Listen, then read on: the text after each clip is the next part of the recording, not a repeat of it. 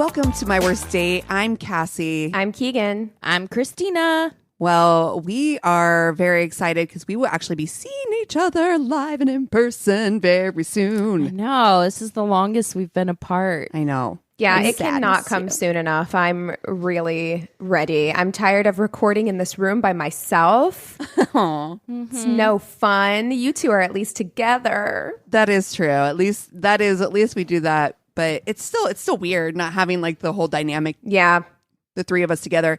The day after this episode comes out, though, we are actually going to be having our live show. So tomorrow, for anybody who's listening as it drops, we are having our live show in Austin. So if you're in the Austin area, let us know. Come see us. Yeah, you can find all the details about our show on our website, myworstdatepodcast.com. If you go to our events, you'll see where you can get tickets, where it is, what time, all of that stuff. So you can also check out and follow Outlier. That's the organization that is putting on the event. They're a great podcast group to follow and like and share and do all the things for. So Yeah, specifically for independent podcasters, Yep. which is something that's, we've been since day one. So it's been really exciting to be part of that. Speaking of independent podcasters, I have to talk about, I shared something on TikTok, which was like, what is the worst pickup line? And it stuck to me because I have been out of town this week. I was in Sedona, Arizona, which, I mean, that's a whole nother magical conversation.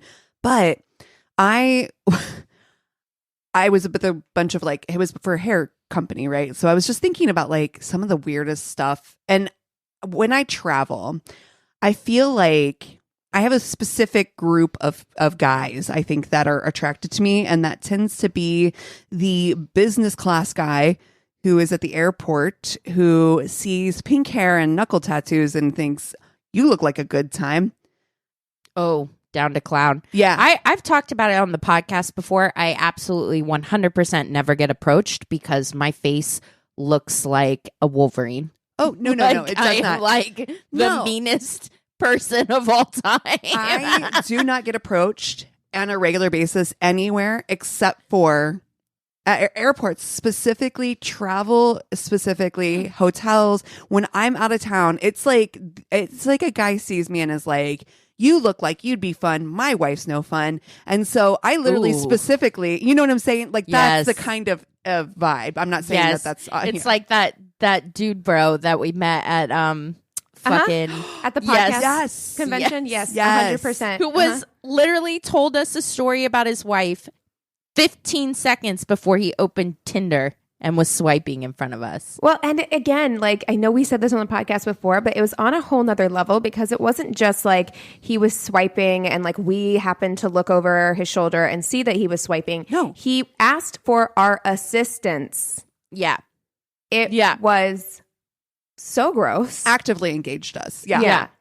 But so with that being said, it's when you tell people, because inevitably when you're on the road, people are like, oh, what do you do for a living? How do you get to travel for work is normally the conversation piece, right?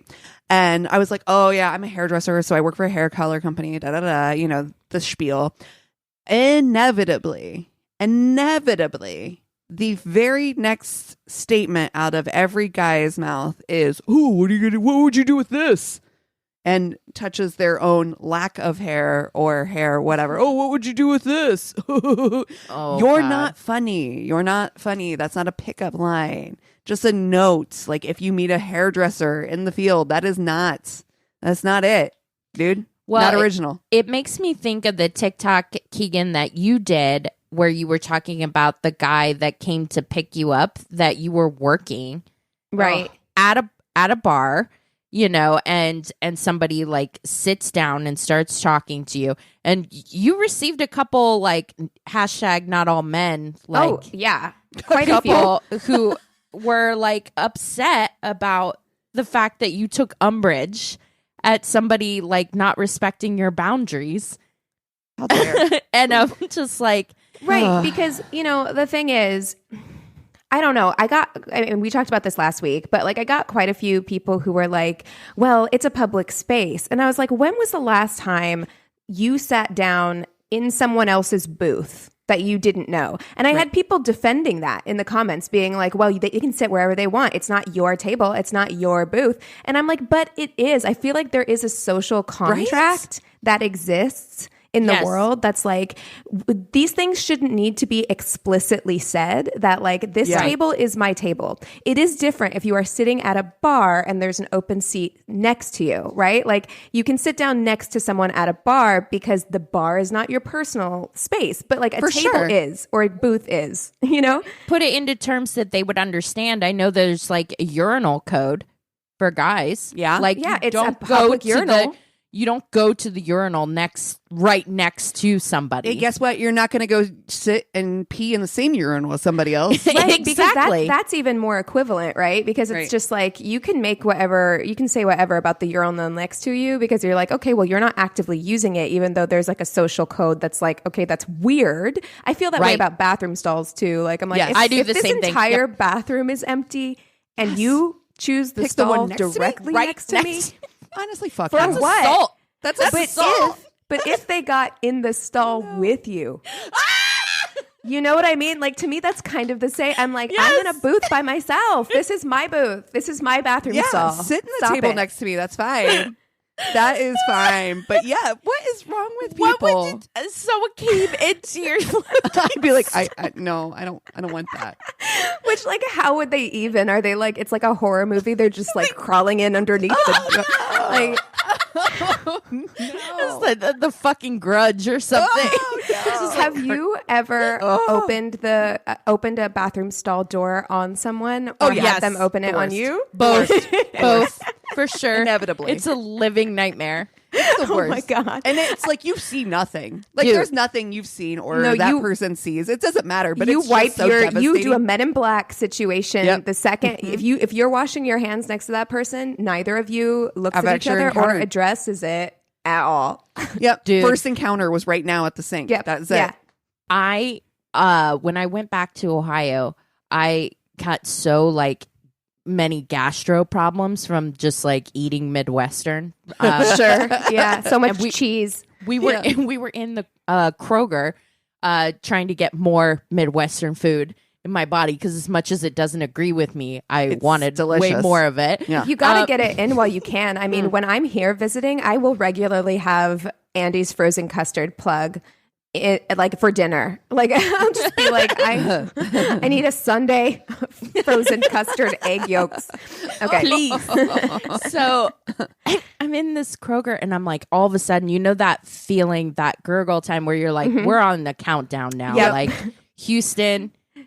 Yeah, Launch you're at in T-minus 10. 3 minutes. Yeah, like Yeah. So I make a beeline for the bathroom. And I mean, it is like Machine Gun Kelly in oh the no, toilet. no. It's awful. That is very audible popping sound. Like I just unloaded a whole clip into this toilet. And the worst part about it is I just ran into the first stall available. There was someone in the stall next to me just peeing. And I felt like I committed a crime against them. And I'll tell you what, I unashamedly, I like finished as quickly as I could, and I didn't even wash my hands, ladies. I would say I ran out of that bathroom because I couldn't come face to face with the stall person. I didn't want her to know. To leave immediately. Like, we gotta get out of this Immediately. Kroger. Oh no.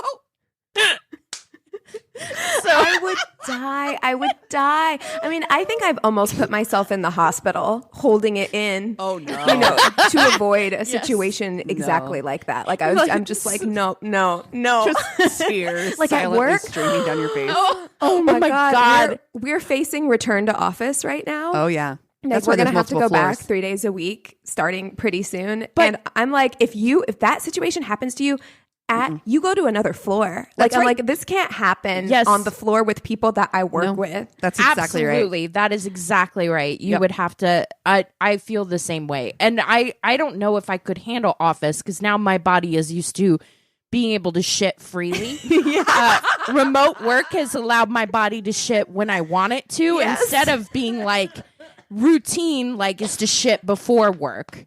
I mean, Definitely. that's a real thing. Like, that is something not enough people are talking about. I think it's the reason why people come to our podcast. Honestly, we're talking about the real issues. Here it is, you guys. Who needs men's podcasts when you have us over here just talking about shit, literally? Yeah. Oh my God. Oh, well, okay. Oh my gosh. So this conversation started talking about pickup lines. Right. And I know you wanted to talk about, because Spark My Interest podcast, which is a great podcast, love those ladies over there. They responded to you on TikTok, didn't they? Yes. So one of them responded. Well, so two of the hosts on that show are twins. And the response we got was from one of them. And they were like, yeah, so the worst, absolute worst is when a guy says, is into you and they ask you out, but you're not into them. So you say no. And they're like, oh, well, but is your sister? Oh my God. Awful. Right. Like we're a carbon copy of the same person. I'm Disgusting. sure twins get the worst pickup lines. I feel like if you have anything, because this is how people are, but specifically because it's my personal experience, this is how men are. If you have anything that like could be fetishized, oh God, your pickup lines are going to get the number of racially specific pickup lines I've gotten, or even like curly hair. Like yes, I get the hair. Thing. Yeah. And so twins, I can't even. Oof. I can't. There was a period, I'm sure throughout all of time, but I remember specifically when all that like bro humor was really happening in the early 2000s. There was a time when like twins in those like bro movies, they were sexualized to such a degree that like I cannot imagine what that must be like. I've never understood why people would be like want like a threesome with twins. I'm like, they're sisters, siblings. It's weird. It's weird, right? It's very disgusting. It's very, very weird. Yes, it's so weird. We so this week I have made a list for Eric. My partner is a big like cinephile, that kind of thing, and there's a lot of movies that I missed in the late 90s, early 2000s because of my job, so I had never seen like Saving Private Ryan or what have you. But when we're looking through it, we were looking through a lot of those early 2000s movies, and I was like, what was happening here? How did we survive this? Because it was a messy time. Fucking absolute misogynist craziness that has ever existed. Yes. It was such a weird time because it was like after or like on the tail end of like the third wave feminism movement. And I don't know if it was like a backlash to that or what it was, but like the amount of just very casual and looking back, really extreme misogyny that was happening in media in the early 2000s that we all just kind of like accepted and internalized is wild. Like truly wild. Yeah. What a time to be alive. I was just listening to, I was feeling nostalgic and I put My Chemical Romance on shuffle and I was just like listening to My Chemical Romance today, which I love and still love, but also that it's not misogynistic, but the amount of like romanticizing like death that we were doing at that time too. I'm just like, I was just casually singing about wanting to unalive myself like every day. That goth, like it was like emo. Yeah, it's different from goth culture. The emo kids. The Hot Topic kids. Yes, that was me. Oh my God. That hair. Oh my God. Somebody posted like Seed it was hair? like it was just like my high school yearbook 2005 and it was just like side part. No one could see. No one could see. And nobody needed like to everyone's see. hair was in their face constantly. And then like there were like extremes, right? And I wanted it so bad, but I couldn't because my hair is curly. But that big teased, like almost like 80s big like scene hair. Yes. Like the deep side part and then like big. And then you'd put like raccoon. Oh, pomade. Like oh my to God. make it sticky and chunky. So straight. It was like a fucking razor blades on the end of your hair. Yeah, you wanted to look like a Naruto character, like 100%. It was very anime inspired aesthetic. It was very much. Gosh, that's so wild, dude. I think we have to FMK this week, like early 2000s bro comedy characters. Bro comedy. Like Stifler from American Pie. Oh, Jesus. No. Okay. Wow. We got movies like American Pie, yes, Road Trip. Yes. Okay. Oh, dude. Breckenmeyer was the dude in that. He was just Short King. He was in that. Jason Biggs has a career due to these movies. Yes, it's so 100%. True. Oh my gosh, what a time. God, Road Trip. You remember all the National Lampoon things that came out at that time? Ryan Reynolds. Remember his beginnings was not Rocky. Well, it was Rocky. Oh, the origin story is Waiting. You remember that? Do you know how many like big time celebrities now want you to forget the years 2000 to 2005? Like they're just like, don't go back. 2010. Don't I think look. there's a whole decade there. They're like, that just didn't happen, don't look too closely at anything that was going on over here, Yep. Let's keep the aughts out of this, okay? Yeah. Okay.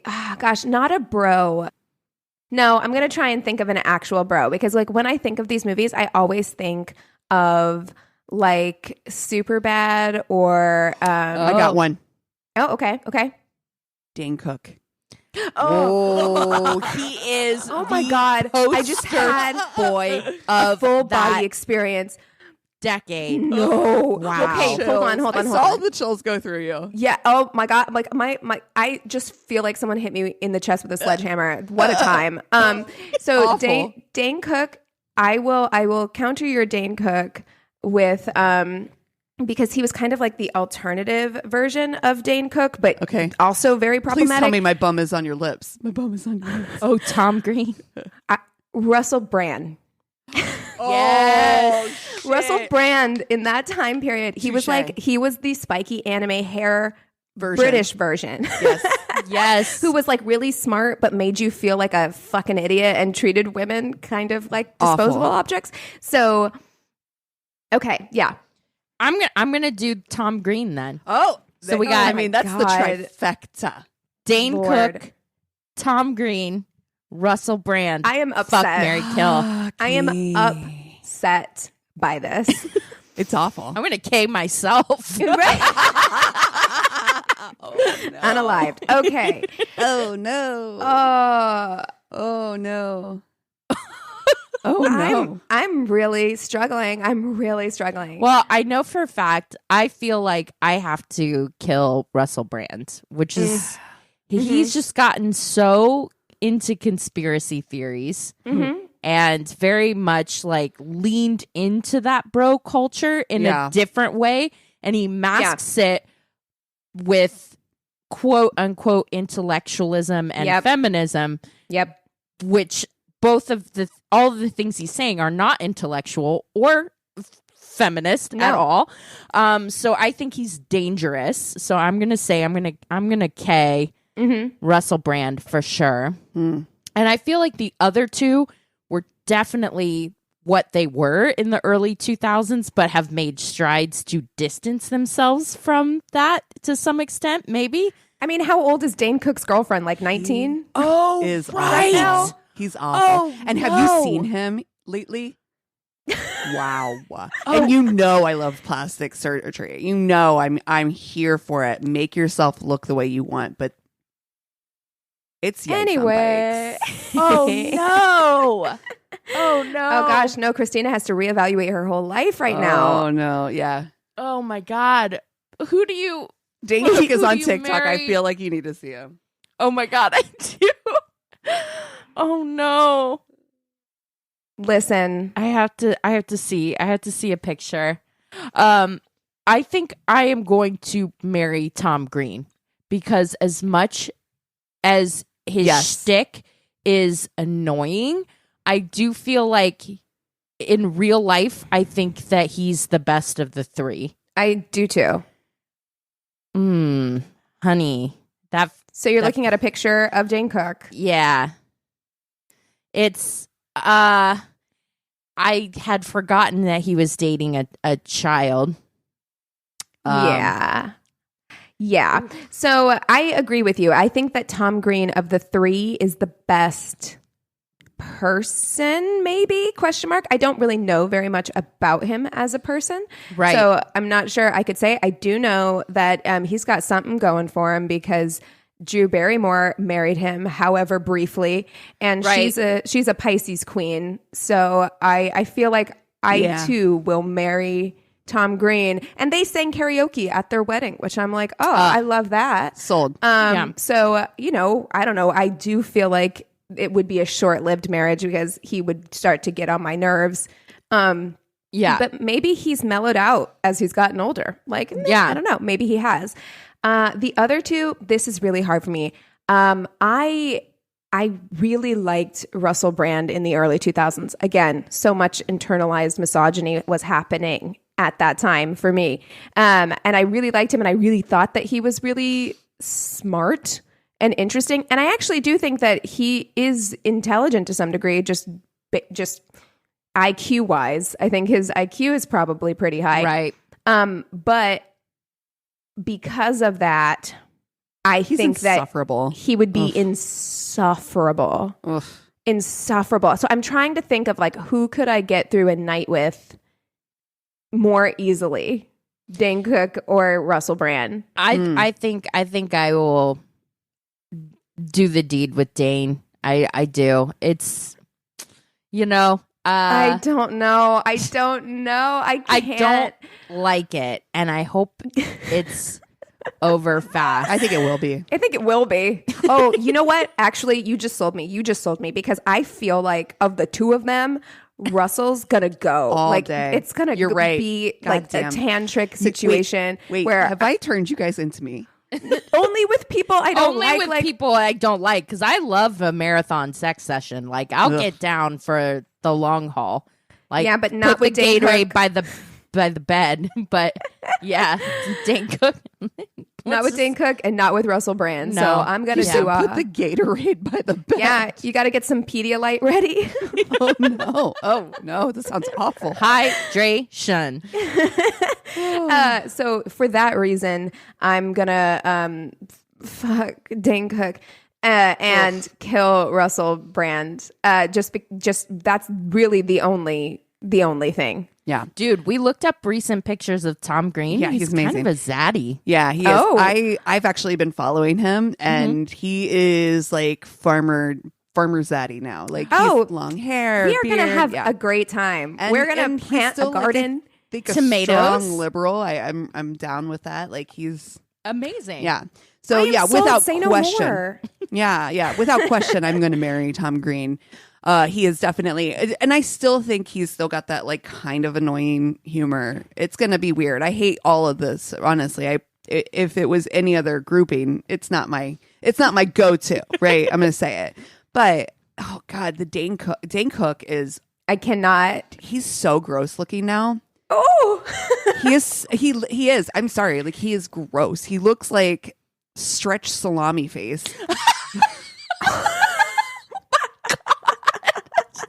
Stretch salami. It's awful. That dude. is but you know what? alliterative, descriptive. We know exactly say what no you're more. talking about. We know exactly what It's you're kind talking of about. like When you see bologna a that has sausage, the eyes cut out. yeah, when you see a sausage that's just gotten filled just a little too much and you can see it, it's Yes. just like, Yep. I know exactly what you're talking about. Yeah, like the His casing face. is going to split. Yeah, His yeah. casing is going to split very soon. It's very tight. No. And bloated. And he is honestly, and he's awful too. Like, honestly, he is like notoriously stolen jokes.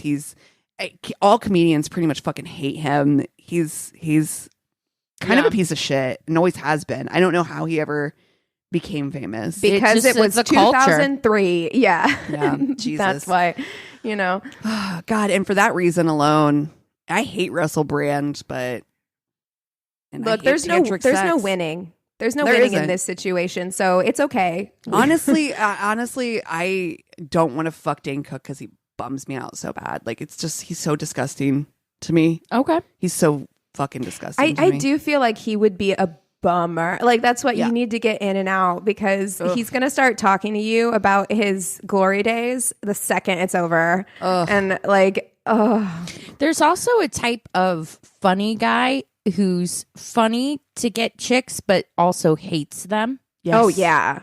Dane Cook is one of those. Yeah. You know what I mean? I went Dane to Cook high hates school women. with a few of those people who were like funny, nice guys or whatever, but it's just like they were awful to date. Yeah. Yeah. Because they actually didn't like women. They secretly harbored like this anger and hatred towards them. So God, I don't even want to be near that guy. Like, he just seems so fucking awful to me. Yeah. So, yeah, as much as I don't love it, Russell Brand, one of my least favorite people. you could at least come back to me and tell me all the weird conspiracy theories. Oh my God. Honestly, I'm like, I want might to be hear worth all it. of them. It'd definitely be more interesting, that's for that. sure. It really would be more interesting. I almost said Russell Brand just because I'm like, look, I don't like it, and I definitely don't love his like worldview in any way. We're very like opposite in that way, but I do feel like one night with Russell Brand would be far more interesting. I'd have far more to talk about than a night with Dane Cook. He reminds me of my brother, and the way that like my oldest brother was an aeronautical engineer, worked for NASA, incredibly intelligent, super smart, almost too smart. You know what I mean? Like so smart that he starts to believe. Yeah, like, just you don't. It's not everything's conspiracy. Not everything. Some people dig so deep, they get so deep that they come out the other side. And I think that's like Russell Brand is just like, if you think yourself into a hole, you're going to come out the other end. And then it's like, you've gone too far. I swear, though, people that are the biggest conspiracy theorists have never really had to deal with the government. I think, because like anytime you go to a government building, the idea that any of these motherfuckers are getting anything done, 100%, especially like a world changing conspiracy, I'm like, it took a fucking year and a half for my divorce paperwork to make it through Stanley Mosque. So I guarantee you, there's not a like cabal of people like controlling the world. These people. I'm sorry. My dude, just is what it is. Yeah, like my guy, have you ever had to go in person to pay a parking ticket before? I had one parking ticket, like not even a parking, it was like a driving violation that I had to like actually go in to a building to take care of. And I had to go back like 3 different times. Because it's just like, oh, well, now you need to fill out this form, or oh, you need to come back this day, or this thing is closed. And I'm like, they don't have the organizational capabilities to pull off. Like, we're talking like world level cabal shit. And I'm like, no, dude, I've been inside government buildings. Everyone's just trying to do their job and get the fuck home. Like, nobody gives a fuck. Like, it's you've been to a DMV. Stop it. Stop it.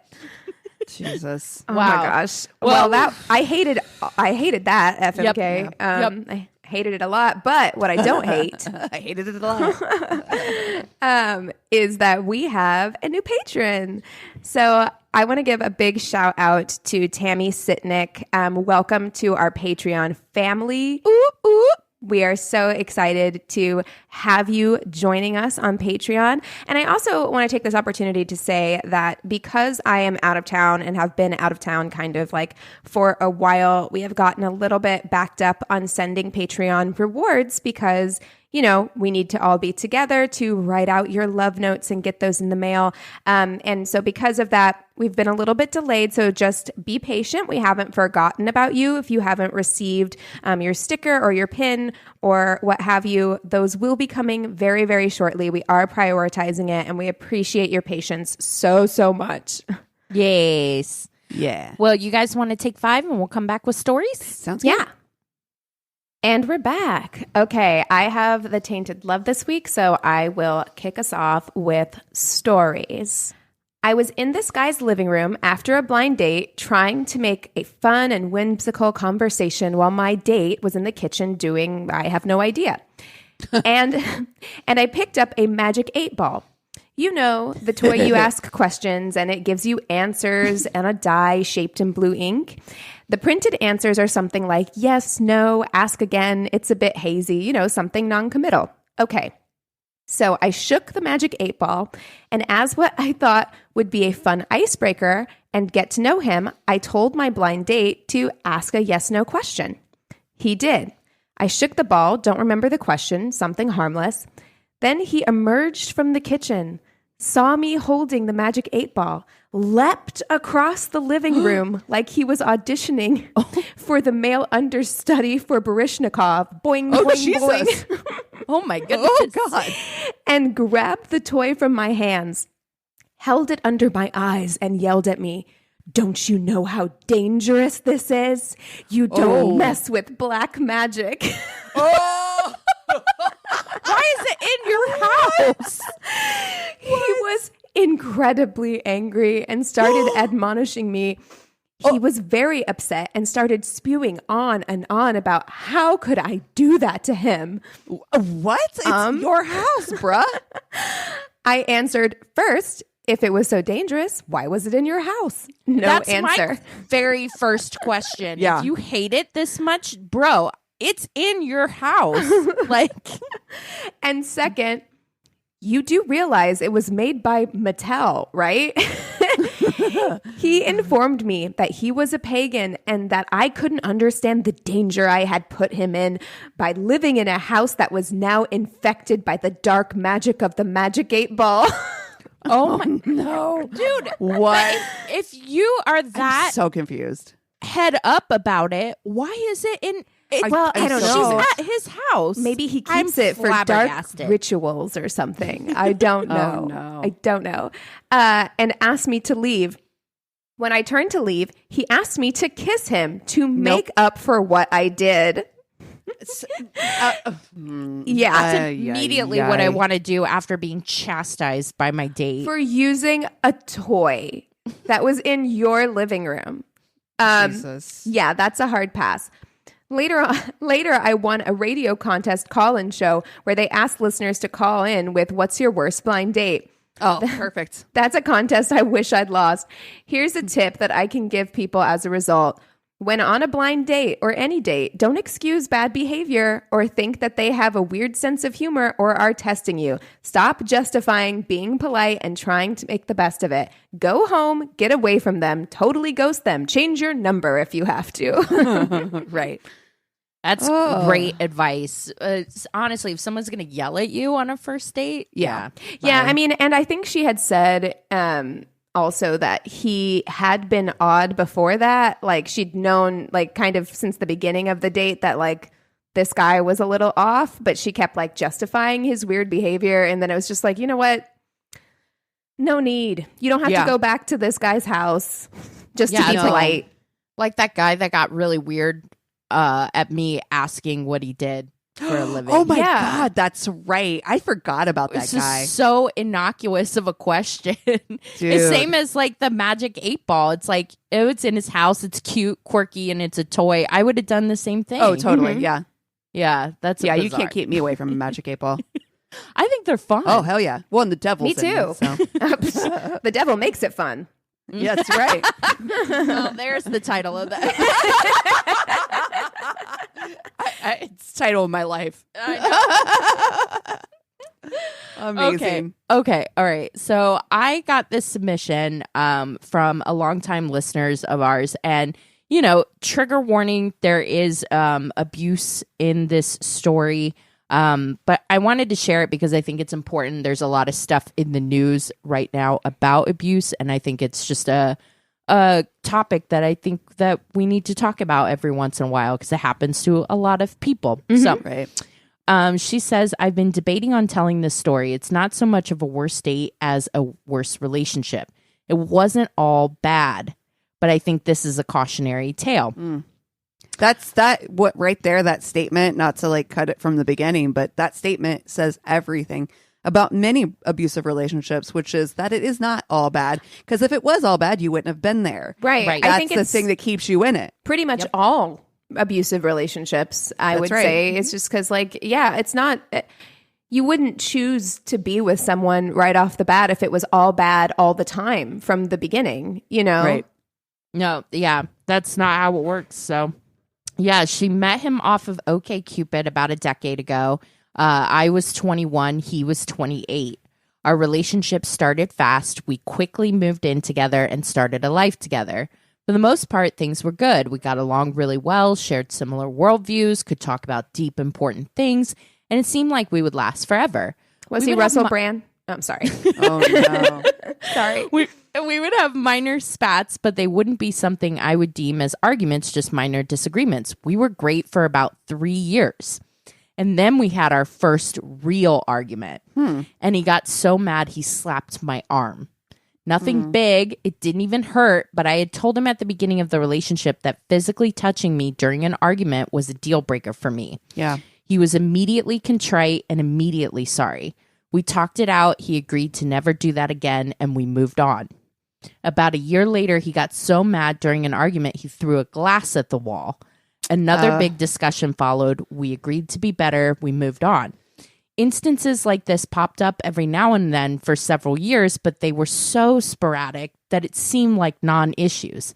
Every time we would talk it out, make eye contact, shake hands, agree to be better.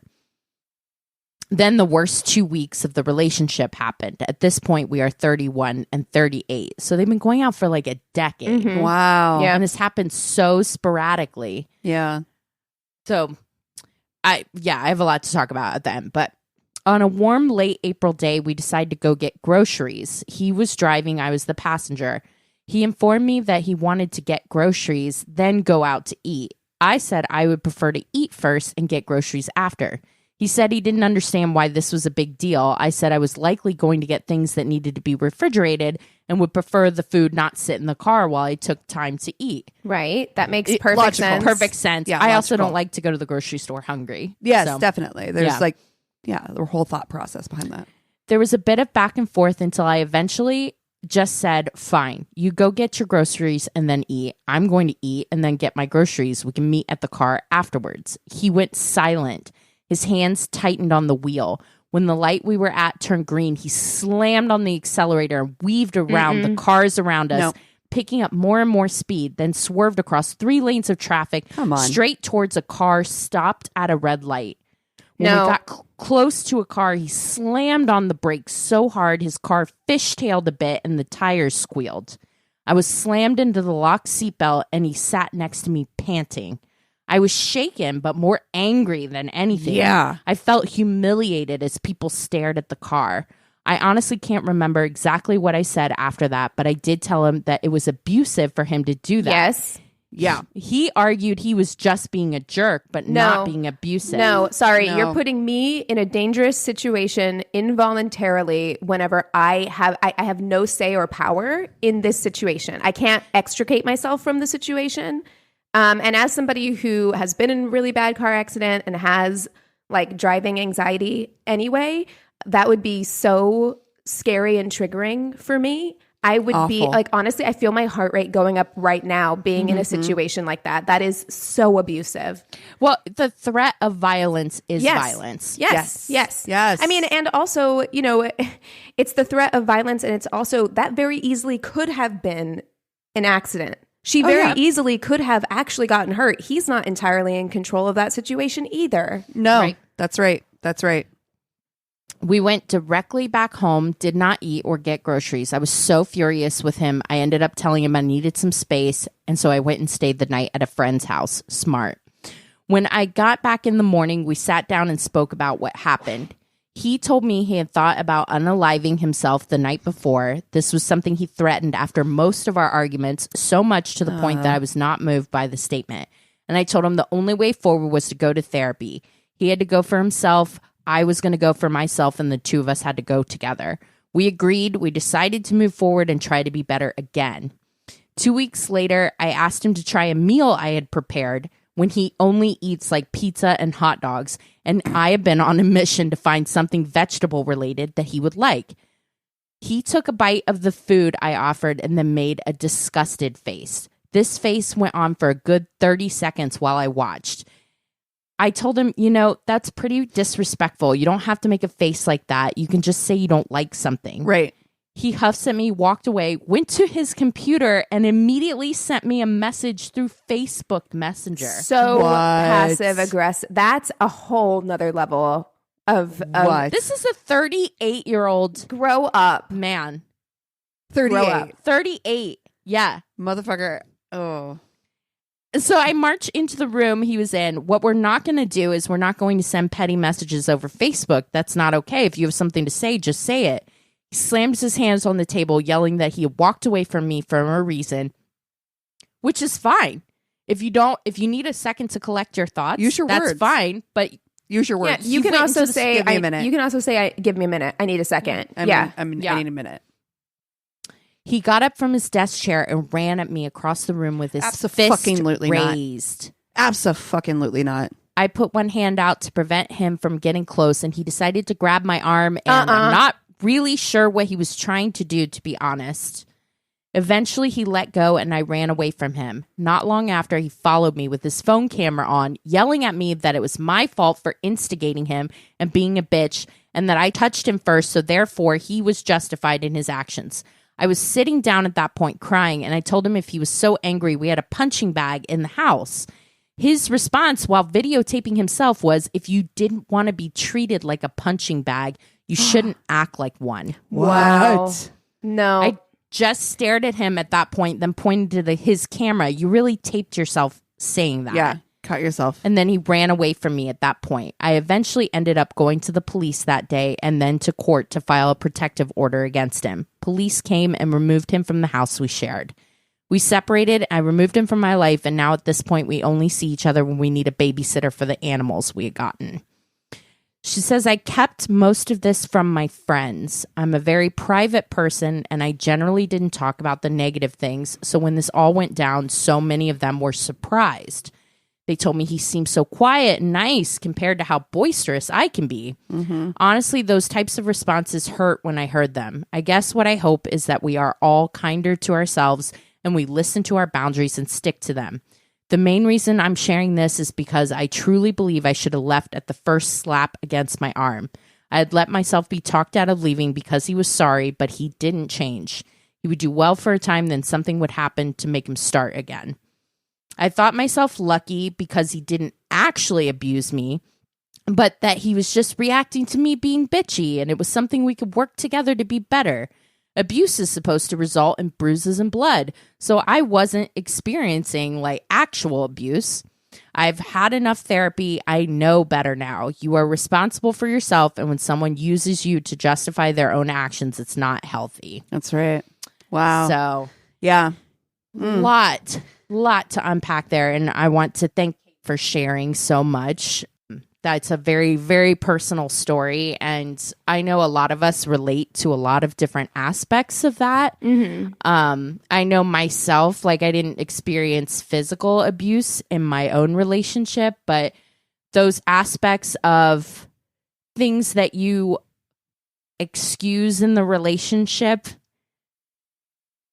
like mental abuse or emotional abuse that doesn't get better, it's like it's so hard to recognize it in the moment. And yeah. I wish I had been more open with my friends while it was happening. Yeah. Mm-hmm. Yeah, me too. Because I've definitely been in that position as well, and I can totally relate to also just like the psychological manipulation of being with someone who will consistently weaponize their mental health against you, where you'll get into arguments or fights or whatever, and they'll bring up, suicidal ideation or whatever as a way to justify their behavior, and then you feel like you're manipulated. Can't leave them, right? Like, that's right. And in a way you feel like it's not their fault. They just need help, whatever. If once they get the help they need, we'll go back to being the happy couple that we once were, And so you stay in things for a really long time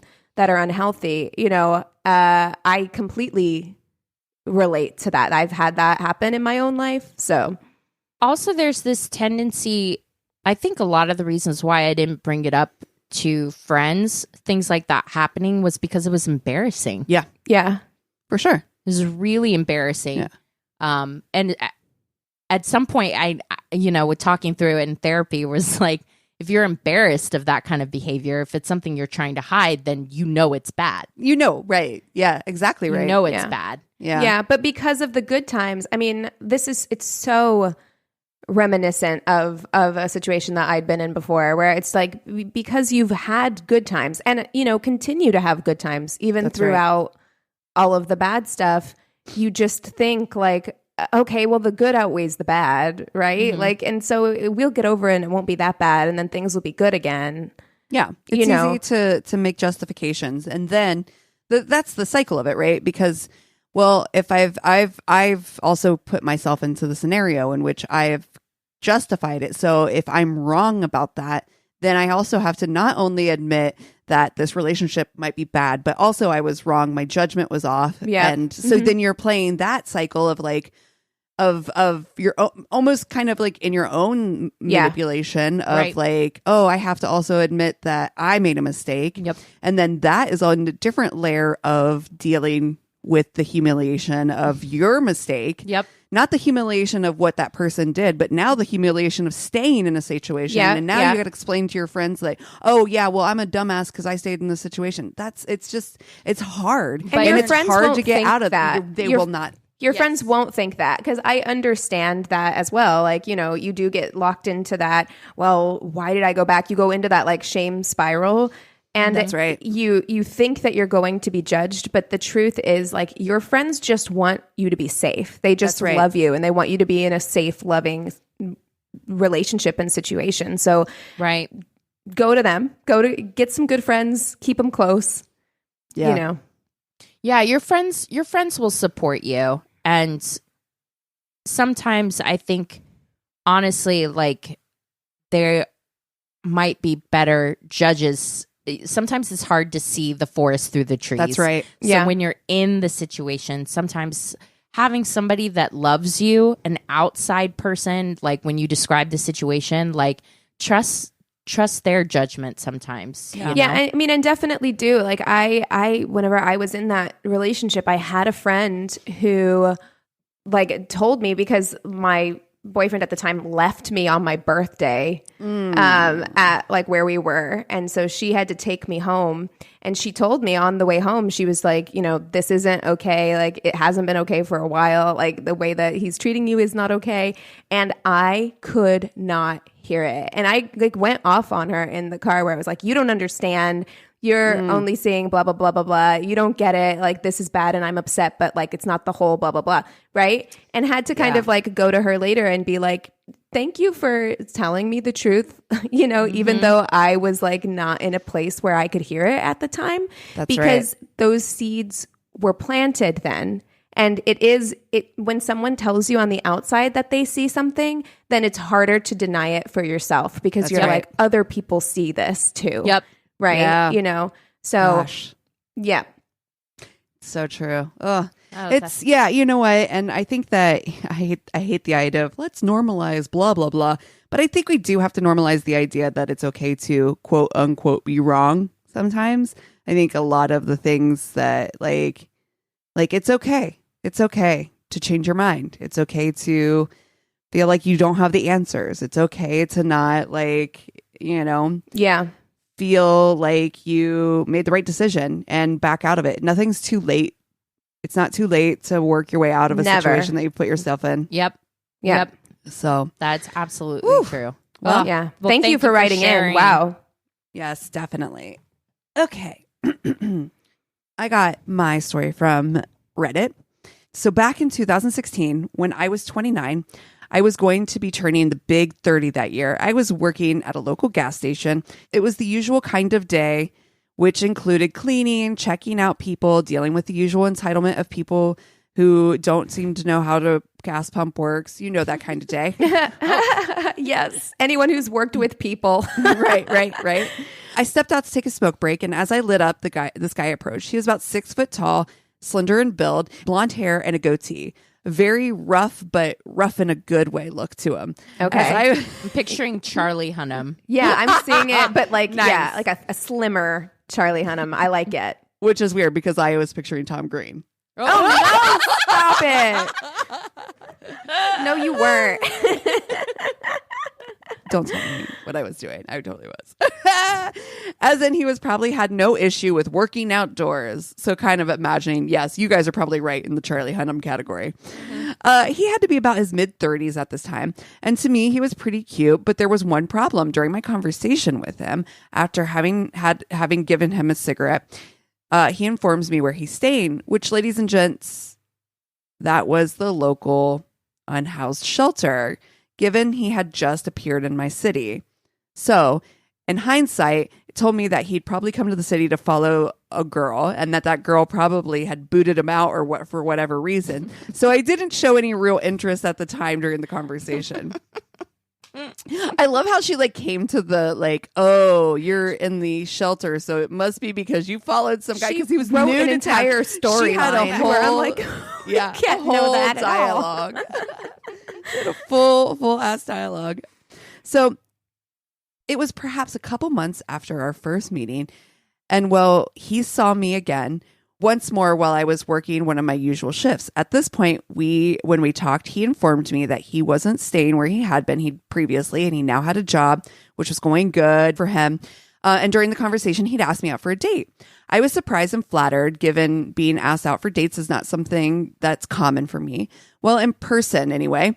So naturally, I accepted this date, and we exchanged numbers and coordinate the necessary details.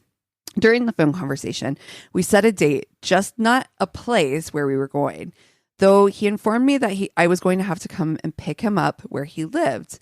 And before anyone thinks, oh, girl, why? Because I didn't have my own car at the time either, but I did have access to one that I could borrow. So that's what I did. Speaking of the vehicle I borrowed, let me tell you about that. Okay. Because it's a main part of the player in the story. This van was one of those older model camper style vans. I love rolling up on the date in one of those giant vans with the curtains. My grandparents had one of those with curtains. I hope it has the wolves. Yes. Big with the doors that swung open, loads of space to put people in the back, at least 6 comfortably. The seats could lower for someone to sleep on them if they wanted to go camping. This gargantuan piece of machinery on 4 wheels was hard to drive and barely cornered worth a damn. Let me tell you something, though. I drove my mom's minivan throughout much of high school because it was the car that was available. Ford Aerostar. Yes. It was this car, let me tell you, I might have looked like a soccer mom, but it was the party mobile, especially because I was the designated driver because I didn't drink at all. So you could cram don't get it twisted. So many fucking people in that thing. Yes. It was great. It's it's like a party bus anytime we're going anywhere. Yes. Amazing. I'm for it. Don't get it twisted. All these moms were like, I'm going to get the minivan. No one's going to like it. And everybody knows the friend whose mom had a minivan that we could party in. Yep. Oh, yeah. Amazing. And I had to hop in to get into the driver's seat. This becomes important. But it was the only vehicle I had access to that I could use. So, day of the date arrives. I go to pick him up. He told me to choose and he'd pay. The decision was made on the steakhouse for dinner. So the drive there wasn't too bad. And it was once we got there that the problem rose. Parking this thing and the space provided was going to be hard, especially since the parking lot was full. No, you're going to get in an accident. You're going to hit somebody. But there was parking on the side of the street and a space I could maneuver, right? I could park next to that very curb. So tried on my own and couldn't see if I was getting close enough to the curb. So my date jumps out, decided to take a look and see how close she was. Not helpful at all. So I got out to look. And when I did, the van started roll backwards. No. Which wasn't good because there was a car right between it. I immediately tried to get back into the van. And as I tried to grab the gear shift and knock it into park, remember I had to hop to get into the car to begin with. Just as I did, my date decided to, quote, try and help. He was on the other side and somehow he hit the gas pedal as I had hit the gear shift, which knocked it into drive. I went flying and the van dragged with it before lost my grip, fell out of the van, to which I felt my adrenaline high, the tires of the van running over my leg. No. Oh my God. Now, lovely readers, this is where the next word should be, and my leg snapped. But that isn't what happened. Wow. Dude, this would be me. This is me. This is like shit that should have broken me. I'm like, I don't know. I'm got some adamantium in there or something. Knock on some. Yeah, call me Mr. Glass. Unbreakable. The van goes flying and hits some bushes. I laid there on the ground waiting for the telling pain of my leg being shattered, which never came. I slowly rose up like a doe deer, like for steadiness. Like Bambi. Yeah. But both of my legs were operational. I walked. Nope, nothing was broken. That's amazing. How? Wow. Right? I immediately sat back down, lit me a cigarette, and tried to get my heart to slow down. Adrenaline spike was still there. At this, someone had called 911 and the ambulance arrived. I was checked out and found to be fine. The EMT, though, had a good laugh at my expense. First date, and this happened. Instead of deciding to go home and ending the date there, I just thought I might as well just go through with it. I mean, what's the worst that can happen at literally. this point? I just got run over by my own van. At least you didn't hit anybody. It's true. Just the bushes. It was during the dinner that the adrenaline started to wear off and every bit of pain that was being held back burst through, and I made a decision to head to the ER. But of course, after dinner was over and the tab was paid, which he paid. Oh, that's good, at least. Yeah, at least he paid for dinner. So I drive him back to his apartment, and once we get there, and he's trying to get me to come up and see it. The whole, come on, it'll only take a second, wink, wink, nudge, nudge routine of someone. Sir, I got run over. Thank you. She's like, Stop it. seriously? She's like, I was run over by a van, left, and you're only thinking about like bringing me up to your, I just told you, like, she's I like, guarantee you, I've never wanted to bang less in my entire life. Like, I literally never. No, I don't need my bones and muscles jostled like that right now. Thank you very much. So anyway, she ends up taking herself to the ER, and luckily nothing was broken, but I was bruised and extremely sore. Retelling those in the ER that what happened got some chuckles and snickers and oh my gods. But this author is aware she was indeed the water cooler talk in that department for at least a couple of hours. But the real showing of this guy's nature didn't happen until we had the text conversation, which went something like this. Him, I had a good time. I do look forward to seeing you again. Me, it was nice, but in an effort not to waste your time, I don't want to see you again. I'm sorry, but yeah, I've been thinking on it, and that is the decision I've made. Thanks for the date, though. Him, why not? Well, the events aside, you were trying to get me to come up to your apartment, aka trying to basically make that seem more appealing than me getting medical assistance, and it wasn't cool, and it just rubbed me the wrong way. Him, I wanted you to see my apartment. You think that you're the only one that was injured? My back had scratches on it from trying to help you and was sore, and I lost out on work because I was trying to help you. Not only that, I spent $50 on dinner that I could have used to spend for childcare or child support. Oh. Okay. Yeah. Bro. Well, you should be prioritizing your child support. Why are you? Yeah. I'm just going to put that in the con column for you. Yeah, Like, exactly. Add it to there. Yeah, like check. She's like, I got fucking ran over by a van. He's like straight up like, I got my back scratched. My back is scratchy. I spent $50. Why won't you sleep with me? Yeah, right. Oh my Anyway, she ended up blocking him and never saw him again where I worked, which told me that he probably found somewhere else to go. Thank God. The universe figured I'd suffered enough via the events in question. Who knows? So that, ladies and gentlemen, is the story of how I was injured and learned that someone was a possible nice guy in the same breath. I hope y'all enjoyed it. Oh my gosh! Wow. Wonderful. You know, well, at least I've never gotten run over on a date before. Yeah, that has never happened to me either. There's that. Wow. Well, you guys want to take 5 and then we'll come back with the Tainted Love? That sounds Yes. good. Okay.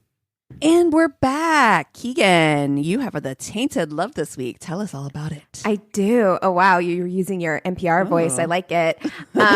Okay. So I figured since I'm in Missouri, I should tell a Missouri story. Okay.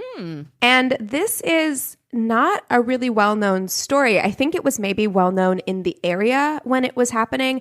But most of the information that I was able to find on this, I wasn't able to find any like datelines or any like shows like that. Most of the information was actually from like bloggers. So I got information from the MidwestCrimeFiles.com, Awesome. a Medium.com article, a ChillingCrimes.com article, and then a Fox2Now.com, which was like a local Fox affiliate. So yeah, okay.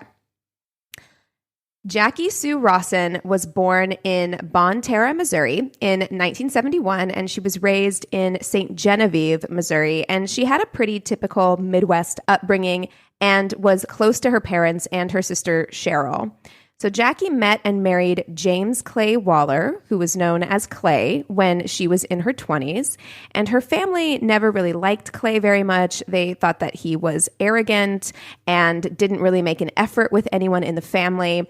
And her dad would later say that they just thought that he was incompatible with the family. Like very diplomatic wording, very Midwestern wording. I feel like he's incompatible with our family. Just doesn't jive. It's not, it's not really just, it's not like a puzzle piece, right? It's not you. It's just a vibe situation is off, It's the worst thing when your like partner doesn't get along with your family or friends, Yeah. Ugh. But I don't think I could do it. Yeah, you can still come around. Yeah. So Clay was a bit socially awkward and had a speech impediment. And this actually like endeared Jackie to him. She had a really caring nature, and she was always kind of like standing up for him and helping him out with things. And so she fell into that caretaker role right away with Clay, which for me is always like I've been there, done that, and I get the fix you. I'm gonna try and fix you situation, but that it doesn't ever pan out well. So though Clay had done a brief stint with the sheriff's office, he was never able to hold down a job anywhere for long. And Cheryl was the primary breadwinner, taking a position as a manager with Anthem Blue Cross Blue Shield that allowed the couple to live a comfortable life. So she had a very steady gig and was paying most of their bills. Jackie, that was the loudest I've ever heard. Spoke volumes there. Jackie had always wanted to be a mother, and in the early years of their marriage, the couple tried for children but weren't able to conceive, eventually turning to IVF. And on October 14th, 2005, Jackie gave birth to triplets, Avery, Maddox, and Addison. That's a lot. It's a lot. No, thank you. But she was stoked. She was overjoyed to be a mother, and she really thought that this was the beginning of her dream family. But even though Clay would talk a lot about how much he loved his kids and he would brag about them and post about them, I'm going to guess he didn't help out that much. Yeah, people near to the family would say that he rarely looked after them or even played with them. Sir. So you don't even have a fucking job. At least you could do is take care of the goddamn kids. Precisely. So here's Jackie. She's working full time to pay the bills, and she's taking care of 3 babies largely on their own. No, 4 babies. Oh, you're right. She's got 4 kids. You are right. Largely on her own. And Clay still not able to hold down steady employment. So yes, she is mothering everyone in this house. So of course, this starts to wear on you, right? She's exhausted. She's starting to get frustrated. But anytime she would bring this up with Clay, he would begin to gaslight her, insult her, and soon things escalated to not just emotional and mental abuse, but also including a string of affairs, by the way. This motherfucker right here has the audacity, the big, bold balls on Brad. I know. To literally have your whole life working for you. There's a comedian, Ali Wong, who has this I love her. Bit saying like, do you know how much further in my career I would be if I had a wife? Oh, yes. God, yeah. somebody at home pumping me up, Yeah. taking care of business. Yep. Dude, I She's love like, that. instead all I've got is a fucking husband. Yeah, and I've also heard it said that like a lot of women who don't want like women in heterosexual relationships who don't want children say like I would want children if I could be a dad and not a mom, I believe that. because there's so much more pressure on women to do so much more, you know. And there's also this trend on TikTok where they talk about how like women in heterosexual relationships are like, if anything, God forbid, ever happens to my husband, I'm marrying a woman next. Like, we're done. Like, we're done. Honestly, I've thought about I it. would get into a Golden Girls situation. Oh, Yes, 100% would love it. I would get a fucking house somewhere nice with weather, somewhere that had a pool, and just God. this whole like being in a relationship again. If this one doesn't work out, I'm like Golden Girls. No, it yeah, up. let's leaning buy into a house. my B. Arthur dreams. Yeah. We'll just wear muumuus and have midnight margaritas, and it'll be amazing. We'll can't get us wait. a nice little place. We're gonna get us a nice little place in Exactly. in the desert, and we're gonna get us a nice little RV. I will wear nothing but turbans and floral day dresses. It would be fantastic. I can't wait. Honestly, this sounds glorious.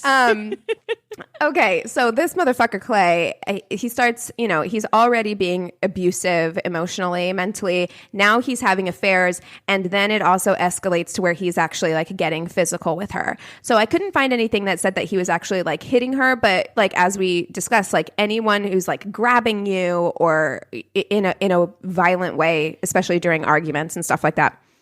Or even if they don't touch you, even if they threaten violence around you, that is violence against you. Or punch a wall near you. Correct. Or throw Correct. something at you. Gosh, wow. Like Yes. those are all. That's abuse. Call it what it is. Yep.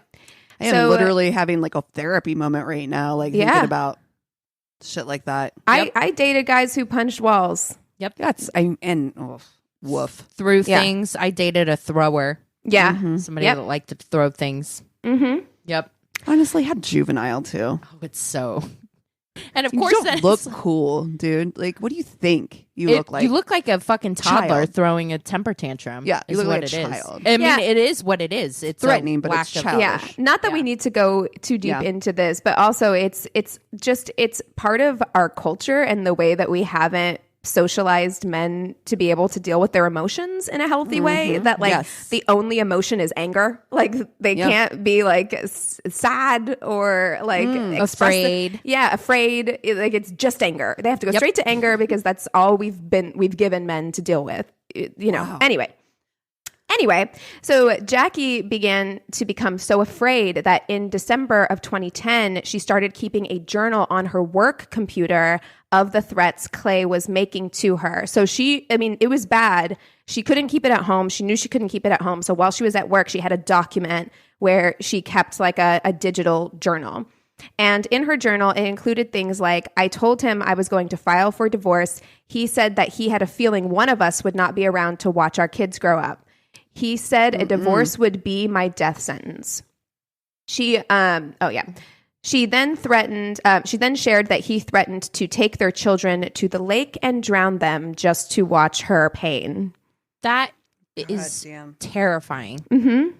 Yeah. And so many people who are like, why don't you leave? Why don't you leave? Like, if that kind of threat is hanging over you, I would be terrified too. It's not very knowing scary. what to do. If someone threatens that against you or your children, it's, oh my God. Yeah. So she told her sister and family that she was scared for her life and the lives of her children. So even though she first brought up to Clay that she wanted a divorce in 2010, it wasn't until the spring of 2011 when Clay lost yet another job and then the couple lost their home that she finally worked up the courage to leave. She took all 3 children and moved in with her sister Cheryl. And her sister Cheryl had an apartment, but was like, bring your kids, like move into my place. Come move in. Right. Don't care. So we'll be sleeping on floors and Yep, it won't it's be fine. comfy, but it'll be a place to stay and it'll be safe. It's safe. Yep. Yeah. So she moved in with Cheryl and Cheryl's husband and filed for divorce. Clay moved to Jackson, Missouri, and for a time, things seemed to get a little bit better. Communication between the two improved, and they even started seeing other people. And Clay had agreed to the divorce. So at this point, Jackie is starting to relax. She's like, okay, like clearly we've moved on. There's physical distance and space. On June 1st, 2011, Jackie met Clay at the attorney's office to sign their divorce papers and finalize things. So her sister Cheryl said that Jackie was so excited to finally be able to close this chapter of her life and start to build the life she wanted. She's only 39 at this point, so she's like, the world is your oyster, right? Yep. She's Right. so I excited. know. Yep. You're like, I actually know. That's For a fact. Oh my gosh. Yeah. So after she left the attorney's office, she called her sister to let her know that she was going to drive the hour to Clay's place in Jackson to pick up the couple's 5-year-old son, Maddox, who was staying there. So Cheryl had the girls. Maddox was with his father in Jackson, an hour away. So she's like, I'm going to go pick up Maddox, and then I'll be home right after. So Cheryl waited, but Jackie never came home. And by 7 p.m., Cheryl is frantic, right? So it's only been a couple hours, but Cheryl knows the situation. Mm-hmm. She's on edge immediately. So she calls Jackie several times. She gets no answer. So she calls Clay, and Clay doesn't pick up. She's leaving message after message. She's calling his phone. Finally, he picks up and he tells her, I don't know where Jackie is, but if I hear from her, I'll let you know. And then he hangs up on her.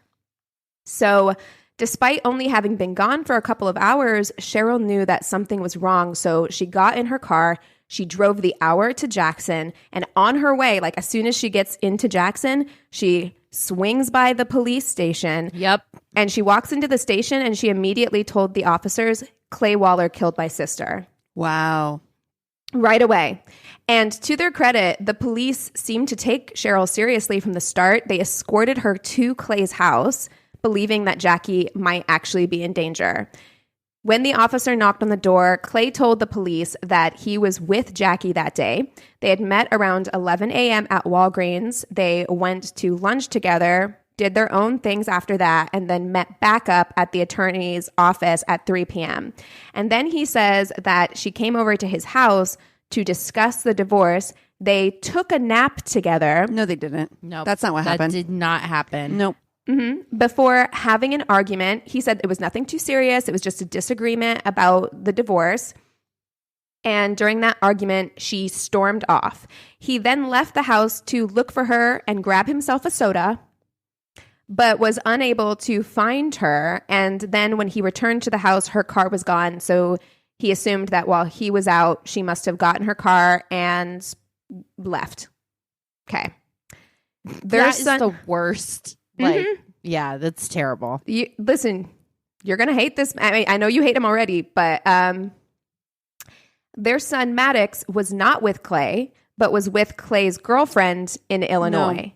No. Mm-hmm. So the major case squad was quickly called in to investigate, and they find Jackie's car on the interstate with a flat tire. Initially, it looked like she must have blown it while driving, only the rim was not bent at all, indicating that the tire was punctured while stationary and that the scene was staged. They also couldn't locate Jackie's keys, cell phone, or purse. So police knew right away that Clay was the prime suspect, and he quickly obtained an attorney and refused to have his home or car searched. And it wasn't long until they produced a warrant, and when they did, they found blood in Clay's car and on the back of Jackie's car. But when the blood is tested, they find that it is fish blood, and they would later find a video on Clay's phone of him deliberately placing the blood to test authorities. Whoa. Dude, let me tell this man. What?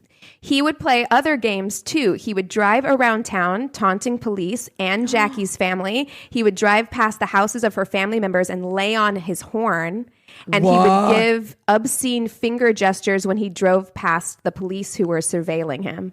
My This man. fucking jaw is on the ground. How just is this can't. case not better known? I don't know. Because How? this is wild. Wild behavior. The audacity. Do you Yes. know how fucked up you have to be to taunt the family members of somebody damn. who is suffering and worried and missing their sister, their daughter, what have you. Yep.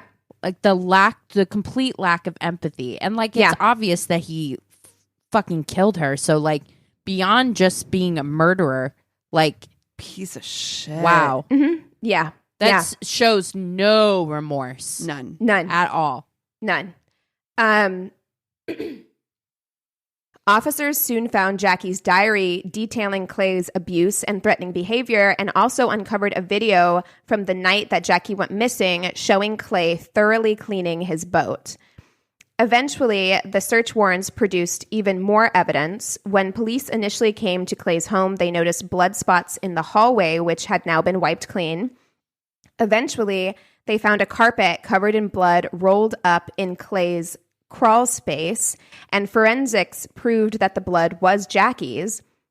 And while it was obvious to investigators that something terrible had happened to Jackie, without a body, they felt like they couldn't arrest Clay. Though they felt unable to make an arrest, family courts agreed that the evidence was compelling and suspicious enough that they gave custody of the triplets to Jackie's sister, Cheryl. That's so good, because we read enough stories where they still allow like the father custody. It's like that Josh thing from Cold. Yeah. And I'm like, how do they allow, if you're being investigated for the murder of that spouse, I'm sorry, you should not be able to see the children. And there's compelling evidence as well. Yeah. It's not just like, maybe, like there's like real compelling evidence here.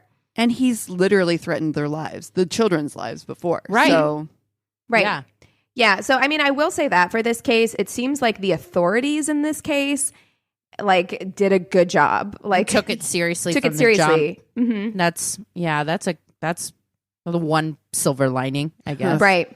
So the courts give custody to Cheryl, and this sets Clay off. So he starts threatening her online, leaving a message that read in part, "You are dead. I will get you 5, 10, 25 years from now. You have it coming." So with that message, Clay gave investigators enough to finally arrest him. So they saw that message and they were like, okay, let's go get him. They picked him up and charged him with the federal crime of threatening Cheryl's life, because he put it in writing. Yes, and threatened her life. Thank you very much. Mm-hmm. So he pled guilty to the federal charge and was sentenced to 5 years in prison. And this allowed investigators the time that they needed to try and scrape a case together against him for what they suspected was the murder of Jackie Waller. Though the case was strong, it was purely circumstantial. And if they went to trial, they feared that it wouldn't be enough. So with the permission of Jackie's family, they offered Clay a plea deal, second-degree murder, and a max sentence of 20 years in exchange for telling them what happened that night and the location of Jackie's body. And he agrees.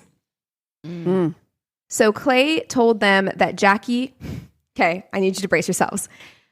Clay told them that Jackie wanted to have sex with him one last time after signing the papers. The lie detector determined that was false. Yeah. 100. Also, I don't think that he gets to plea out now because he lied automatically. Yeah. Yeah.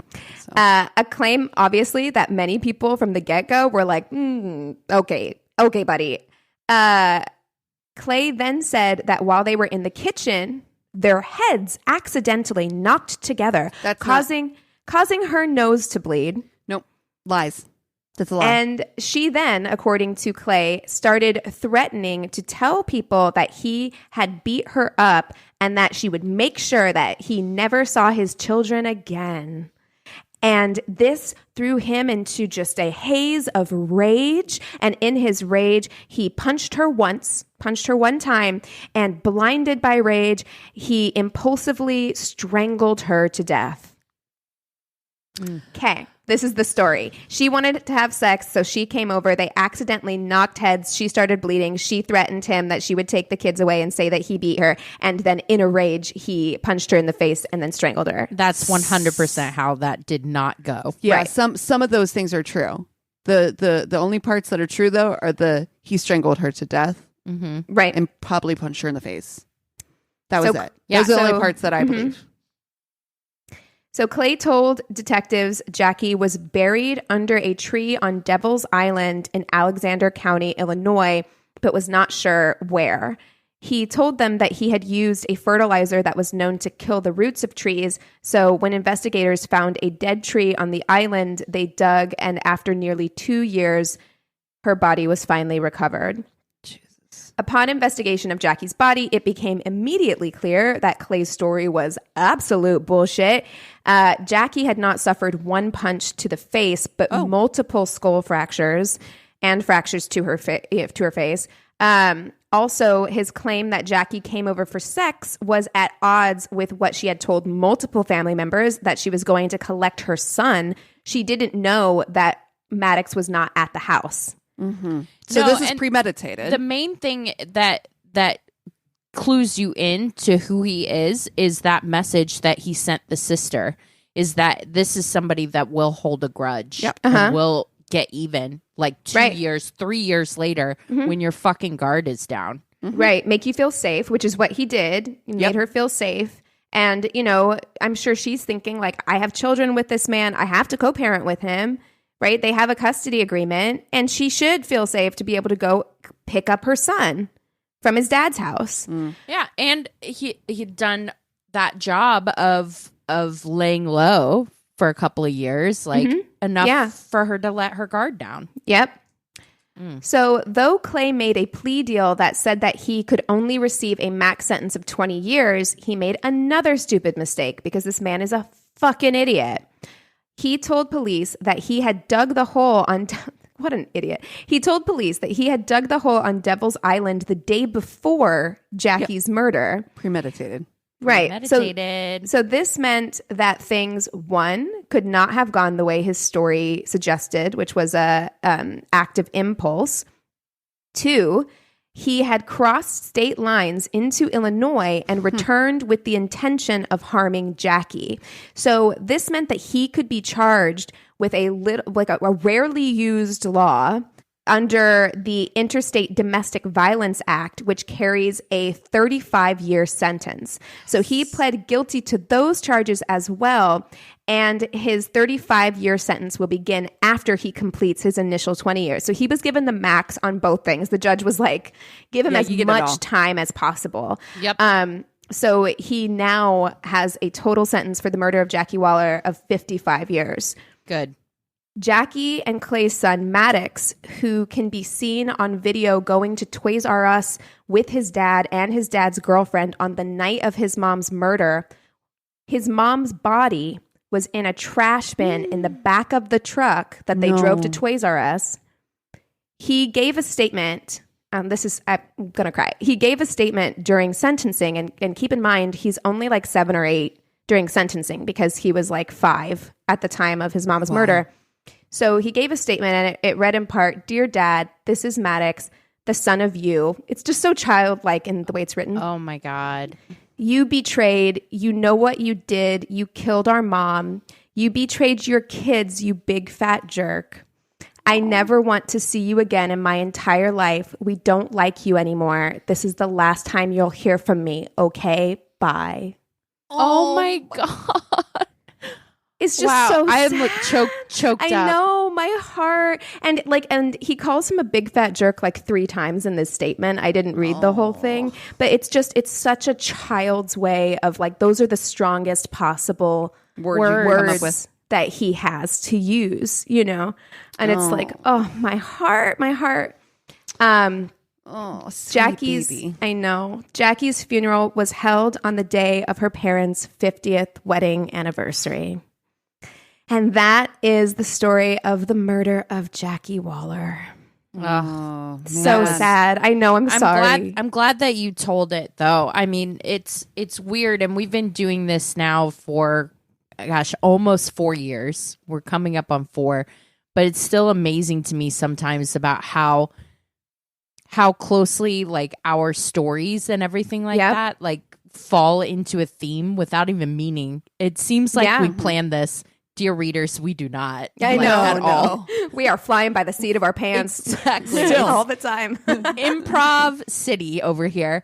And so to have the story shared from a listener and to also this is just not to make this like a heavy episode or anything, but I just feel like it's incredibly useful. Yeah. Yeah. And I hope it shows somebody like a red flag that they have been ignoring for a while and they choose to, Yeah. Yeah. not ignore it anymore. So, Yeah. Well, what are you guys watching, listening? Let's lighten it up and wrap it up. Well, I finally finished season 2 of Bridgerton. yes. I will agree with you. I liked it better than season 1. Me but too. That's just because I think everyone has their tropes, right? And season 1 was fake dating, the fake dating romance trope. Yes. And this was enemies to lovers. And yes, I mean, I think that honestly, they could have built even more tension. I think they got there too fast. I agree. I think that they should have stretched out that hate tension for like half the season. Personally, that heat, I was like, I'm getting I'm goosebumps. like, I have goosebumps right now. goosebumps because there were some hot moments, and that's the thing. You can do that without showing like.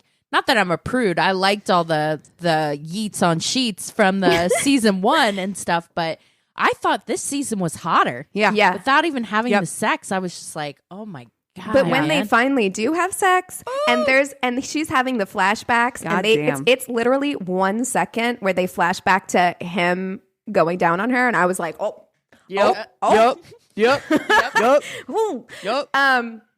We need more shows like Bridgerton. Honestly, it's just don't fun understand. Candy. That's what why I need. There's not more like romance novel-y kind of shows. Yeah. Shows for sure. Shows for sure. Like movies, it feels silly. I love the way that they're doing this. This makes so much sense. Mm-hmm. It's I mean, and the thing of it is that romance novels are like the number one most read genre of books. Right. Period. So why aren't we having more of this and as like our entertainment? No, and you know what? I'll be honest. Reality. Yeah, I know. Ugh. I'll be honest, like I don't love reading romance novels as much. Like it's just not my particular favorite genre to read, but I love it in this format. Just taking kind of like it's candy. It's just meant for like a fun consumption that gets a little spicy and that's exciting. And I love it. And the only other one that I can think of is like the Outlander series, but that one is so much more serious. Dark. Oh, yeah. It's so dark and there's so much like SA in it that I'm like I can't fuck with that. Exactly. At all. This is Not just fun. I want classical covers of top 40 songs. With violins and cellos. Okay. I want people doing the quadrille.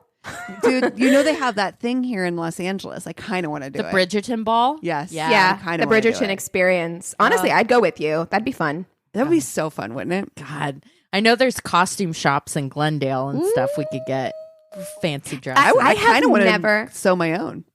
Oh, there you go. Listen, I have never wanted to wear an empire waist gown more in my life because I don't think they're flattering. But when I'm watching this show, I'm like, kind of want one. They are that is literally the least flattering thing I think on me. And it just smashes your boobs. Yep. And smashes them like flatten up, which is like the weirdest thing. It's kind of similar to like a flapper dress where it's just like it only looks shapeless. good on people who have no curves at all. That's right. Because it hangs straight up and down. So if you have curves, it's gonna cling in weird ways. But I still, true. if we go to the Bridgerton experience, I will buy a sequined empire waist gown to wear. Nice. I have been actually listening to a podcast, which I think you guys would love if you haven't listened to it yet. It's called the Los Feliz Murder Mansion. Oh, yeah. I know that story. Yeah. Hey, but do you? Because that's the thing that it breaks down is like, where did this start? Like, what is the story of this house? Mm-hmm. It is interesting. Okay. It's very interesting. And I'm kind of like obsessed I'm with into it. Yeah, I mean, it's that really house good. is a legend in Los Angeles. Yes. That house is such a legend. Still like I'm decorated for Christmas. for Christmas. Yeah. Yeah. Spoiler. Let us have this. Yeah. No, listen to it. It's so good. It's actually Okay, really fine. because it does like tell you like where all the it's so fucking good. Well, I watched the Marilyn Monroe tapes. Oh, I don't know if I can watch that. I think it's going to bum me out. Yeah, I actually I remember and I don't know if you remember, there was like a time period when I think I was like 7th, 8th grade where like people were getting back into Marilyn Monroe. Yes, or very like much. that aesthetic. Yeah. It Yeah. was like everyone loved Marilyn when I was in grade school. Mm-hmm. And so like So true. I know all the rumors and everything. What bothered me about this documentary is it was a bunch of taped interviews with people that were in her life. So it was all hearsay. Yeah. Do you know what I mean? Yeah. So it was the old rumors of Jack and Bobby and all of that. And Ugh, it okay. just felt Enough. and it was all about that. And so I felt icky watching it. Yeah. And I feel like it didn't do anything good for poor Marilyn. You got to And ask yourself: is this good for? Do Yeah. we need this? I did not care for it. And also I just didn't like it as a documentary, like the way that it was done. So if you're a big Marilyn fan, I would say steer clear. Yeah. That's mine. Okay, great. I think I I'll will. skip it. Yeah. Yeah. Well, if you guys have something that we should watch or read, or you have stories, or you want tickets to our live show this week in Austin, go to our one-stop shop of a website. It's myworstatepodcast.com. And we love you so much. Cheers.